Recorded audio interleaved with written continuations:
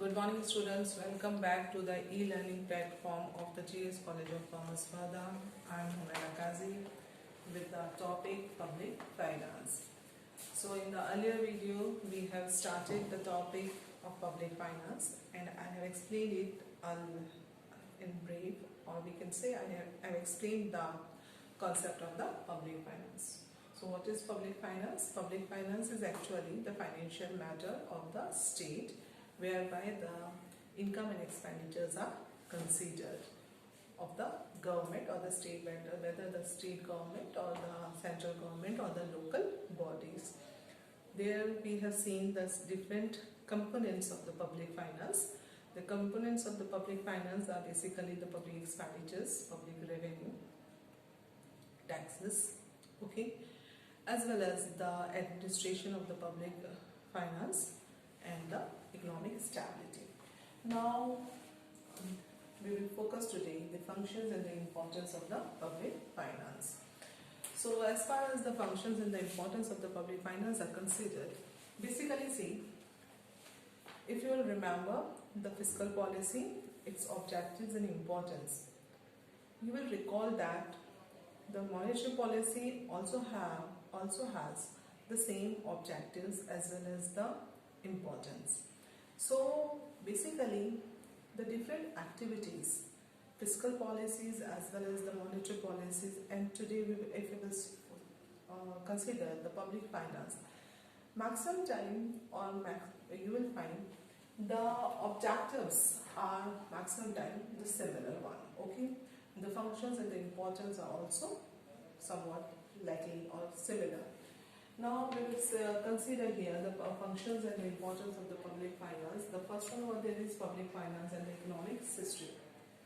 See, when we are talking about the economic system, there are the three economic systems which are considered. One is the capitalistic system, the socialistic system, and the mix is actually the combination of both, that is the capitalist and the socialistic economic system. Okay.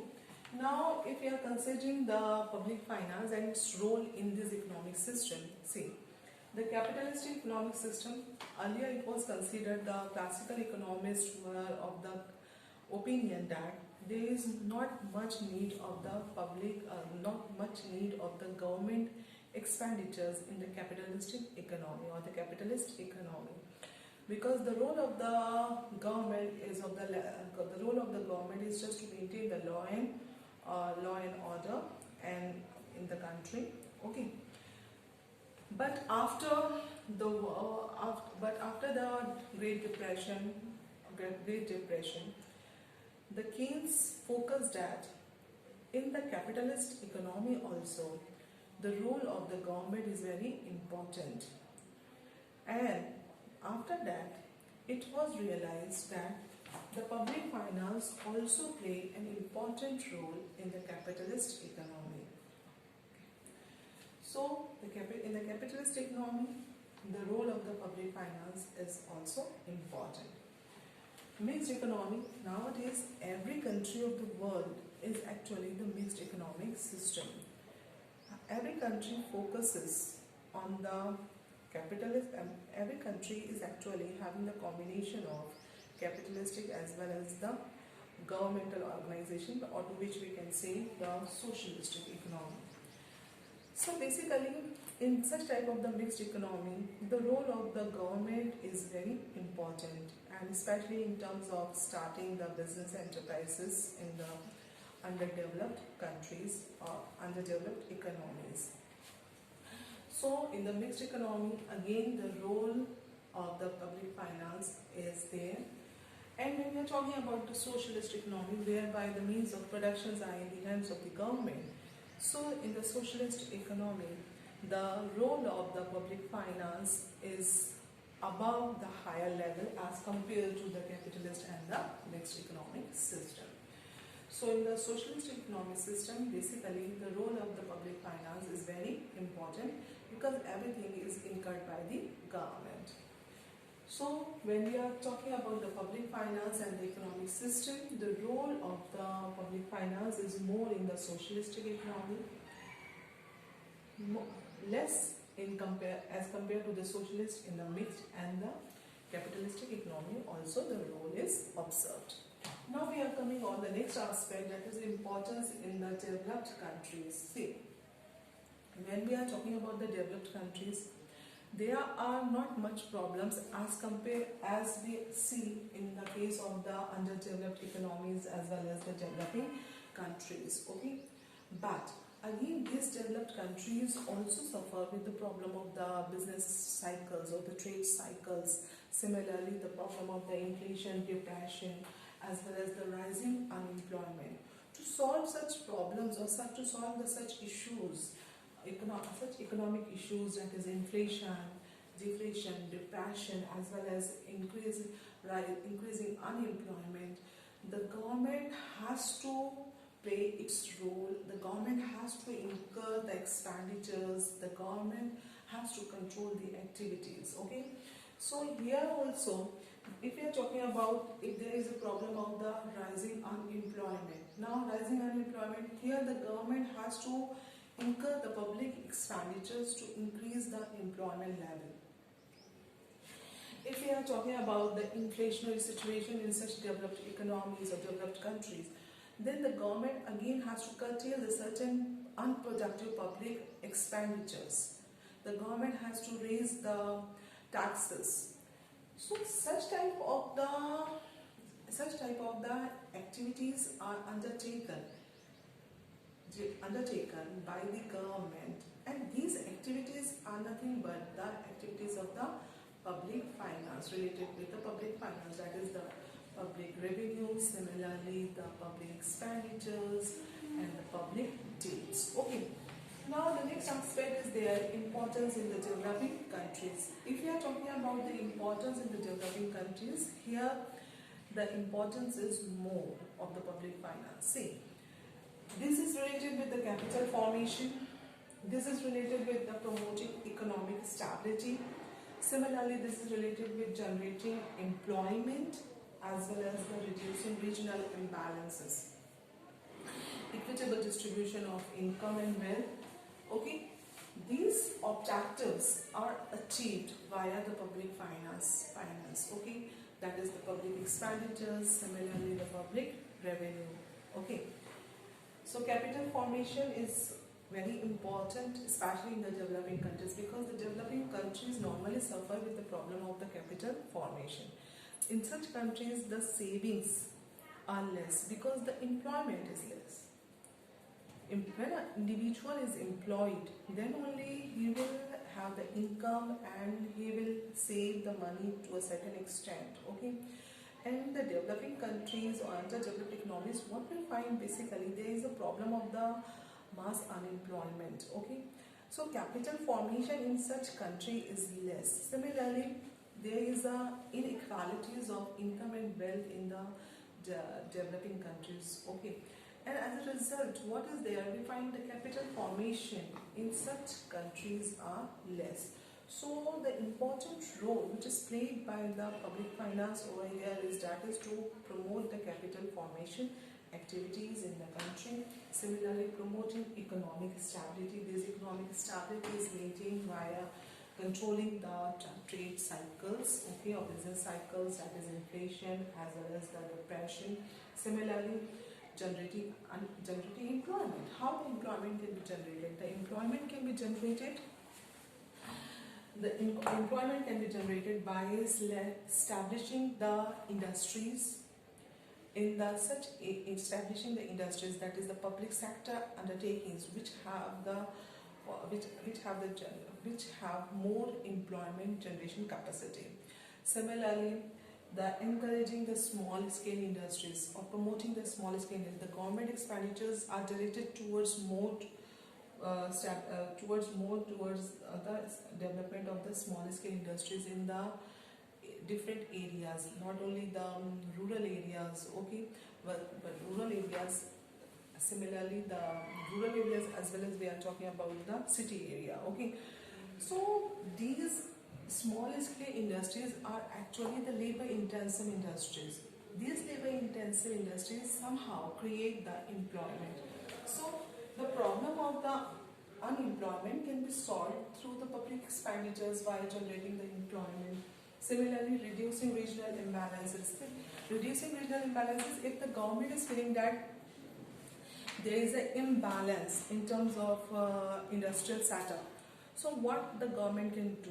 The government actually impose the heavy taxes on such areas where the more heavy industries are set up, so that these industries can be diverted towards such areas where the government is providing the subsidies to the industrialists in for establishing the industries, okay, and providing them more concessions in terms of taxes also. So such type of the activities, okay, imposing taxes, providing the subsidies as well as the concessions, these all are actually the part and parcel of the public finance. So via that, again, the regional imbalances can be converted into the regional balance, okay. Similarly, equitable distribution of income and wealth via the public expenditures. The government actually try to give the money in the hands of the poor masses, taking the money from the rich via the taxes.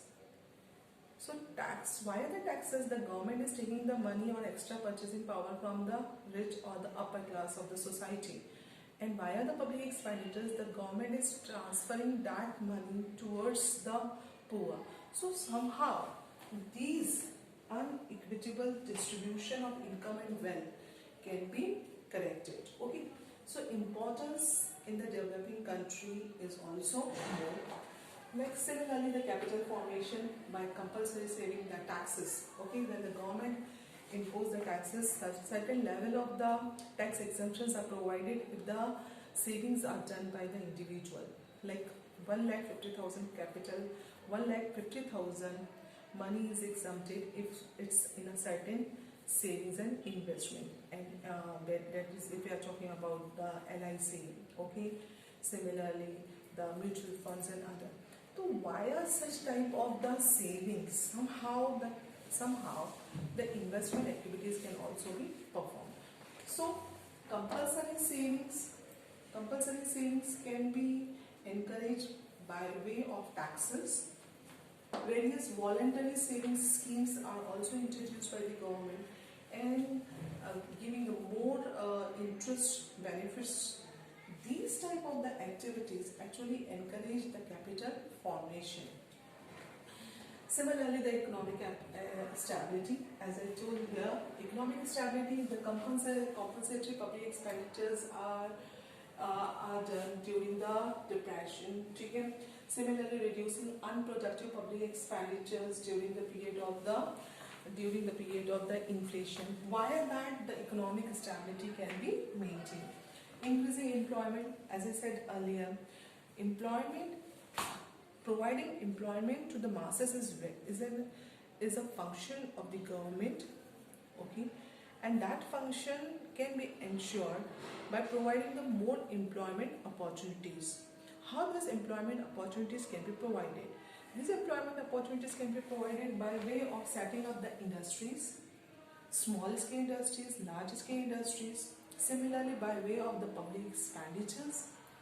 So via this, basically public expenditures towards the public works program. In this case also, setting up the new industries or the heavy industries, the government has to incur the public expenditures.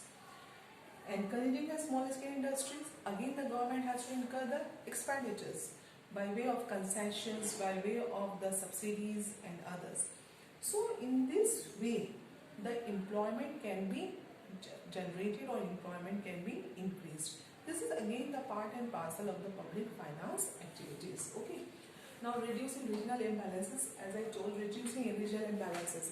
When there is somehow if you find that the certain states are having the more industries and in the certain states the industries are less. So what we find, there is a regional imbalances developed.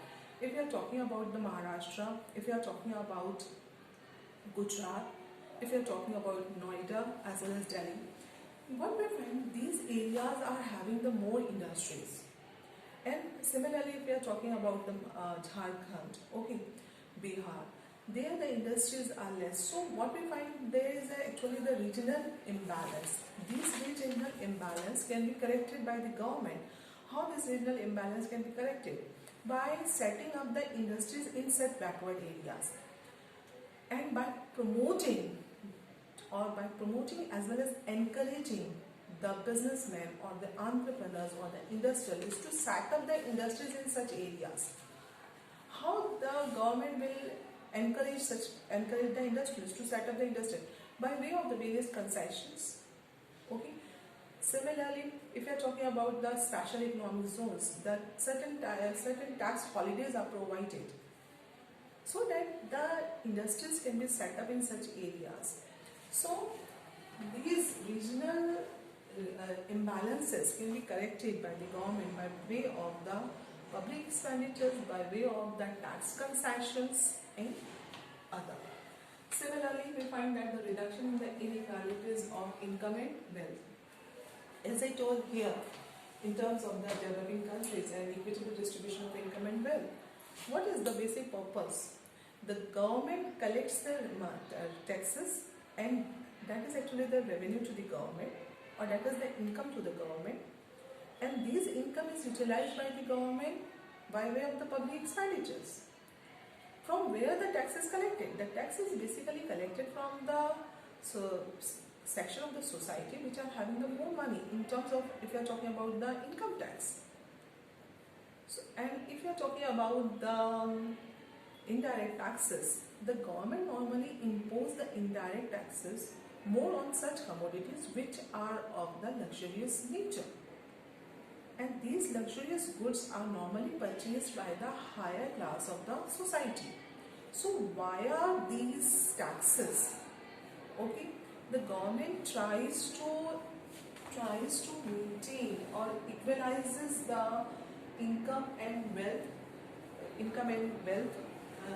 inequalities.